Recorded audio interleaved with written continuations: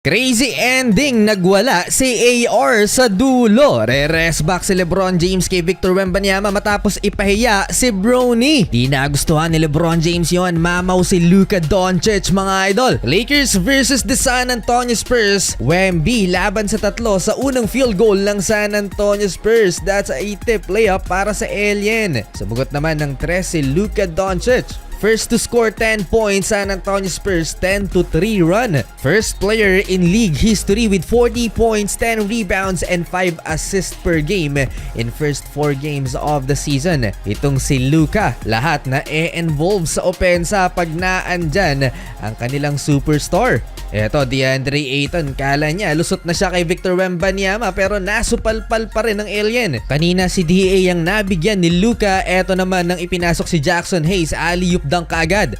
Halos punuin ni Luka ang stat sheet dito sa first quarter lang. Nagtala siya ng 13 points, 5 rebounds, 3 assists, 3 steals, and 2 block shots without turnover in full 12 minutes of playing time. Ito ang sinasabi ni Nico Harrison na walang depensa. Hindi nga pala naglaro si AR. Habang si LeBron James expected na ngayong third week ng November magbabalik. Lamang ng tatlo ang San Antonio Spurs kahit 2 points pa lamang si Victor Wembanyama, 29-26 end of first quarter. Simula ng second quarter nagkaroon ng switch sa depensa. Natapat si Bronny kay Victor Wembanyama at eto ang nangyari, bagsak si Junior. Resulta ng training sa mga monks ni Wemby to. Nakabawi naman ang anak ni LeBron, tinirahan ng mid-range ang Spurs.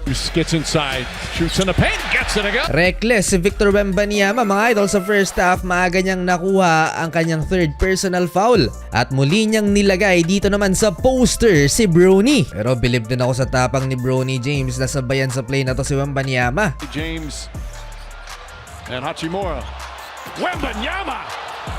Kahit meron lamang 1% na masupalpal ni Bronny ang Alien sa play na to. Mukhang may kasamang gigil si Victor Wembanyama. Tingnan nyo yung mukha niya mga idol nang madakdakan si Bronny. Magang napaupo sa second frame ang Alien dahil sa foul trouble. Pero in fairness kay Bronny James, mas ginagamit siya ngayon ni Coach JJ Redick dahil naaasahan ng kanyang playmaking skills. Ibinalik kagad sa court si Luka Doncic. Grabe ang help defense ng San Antonio Spurs. Mapigilan lang ang superstar ng Purple and Gold. Ini-split ni Luka Doncic ang double team ng San Antonio Spurs. Parang walang kahirap-hirap kay Luka. Sumigaw naman si Doncic kay Rui Hachimura nang magmintes ang Japanese star ng easy layup. Nag-e-enjoy lang ang Lakers na itabla na rin sa 44 ng home team ang talaan. Eto, dinoble team na naman si Luka pero nailusot pa rin, assist kay Rui. Looking, finds Hachimura wide open.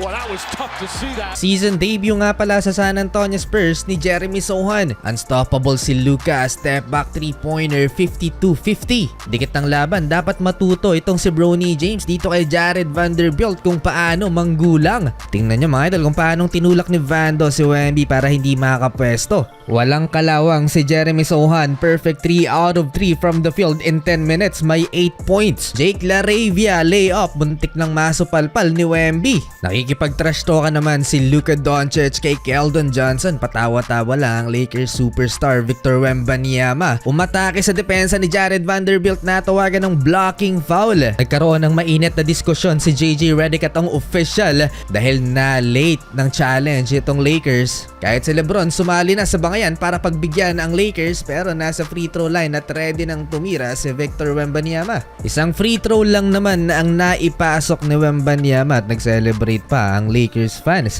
60-59 lamang ng isa ang purple and gold at the half. 3 minuto na magsimula ang third quarter, nakuha ni Luka ang kanyang pang-4 na foul pero hindi siya inilabas ni Coach JJ Redick. Back-to-back field goal for Marcus Smart, 9 points and counting. Wemby coast to coast, hindi na sumubok si Luka na sumabay kay Wembanyama. Side, coast to coast. Counter kaagad si Luka, 3-point basket, nakakapag-steal na naman pang-4 na to at assist kay DeAndre Ayton, fast break.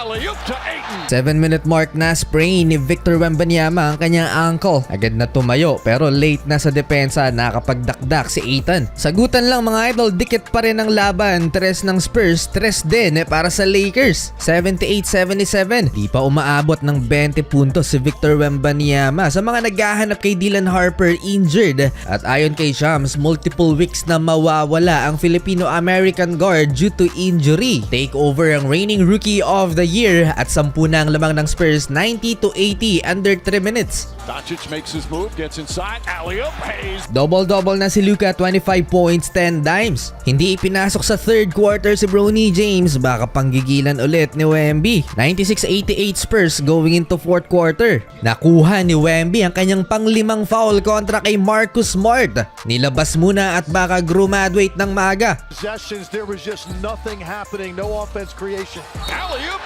counted on a Assist number 11 for Luka the Don. May highlight din si Jeremy Sohan, fast break alley-oop, one-handed throwdown. Doncic. Casso alley-oop, Sohan. Nakuha na rin ni Luka Doncic ang pang-5 foul niya at may natitira pang 8 minutes sa fourth quarter. Hindi gaanong ginamit yung hero sa last game ng Lakers na si Nick Smith Jr. Jeremy Sohan again, 3-pointer naman sa harap ng Lakers bench. Sabay stare down mga idol. Sumugal si JJ Redick kay Luka Doncic kahit nalagay sa foul trouble at nagbunga naman yan dahil naibaba ng Lakers sa dalawang lamang ng Spurs, 106-104. Crunch time, binalik si Wemby for rim protection. Second chance points ng Lakers, tabla sa 108 ang talaan, 3 minutes left. Counter si Wemby, mid-range. Paanong didepensahan ni Rui Hachimura to? Napakahaba. Grabe ang saya ng purple and gold nang makapag-3 si Luka for the lead. So right with him, Doncic a three, punts it in.